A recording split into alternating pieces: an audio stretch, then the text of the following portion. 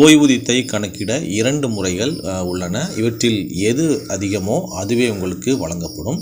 முறை 1 என்ன அப்படின்னு பார்த்தீங்கன்னா, நீங்கள் ஓய்வு பெறுவதற்கு முந்தைய நாள் வரை பெற்ற கடைசி மாத அடிப்படை சம்பளத்தில் 50%.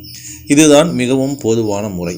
எடுத்துக்காட்டாக, உங்கள் கடைசி மாத அடிப்படை சம்பளம் 80,000 என்றால் உங்கள் மாதாந்திர ஓய்வூதியம் 40,000 இருக்கும். முறை 2 என்ன அப்படின்னு பார்த்தீங்கன்னா, நீங்கள் ஓய்வு பெறுவதற்கு முந்தைய 10 மாதங்களில் பெற்ற சராசரி அடிப்படை சம்பளத்தில் 50%. உதாரணமாக, கடந்த 10 மாதங்களின் மொத்த அடிப்படை சம்பளம் 7,80,000 அப்படின்னா சராசரி 78,000. இதில் 50% 39,000. இது ஓய்வூதியமாக இருக்கும். இந்த 2 கணக்கீடுகளில் எந்த தொகை அதிகமாக உள்ளதோ அதுவே உங்களுக்கு மாத ஓய்வூதியமாக வழங்கப்படும்.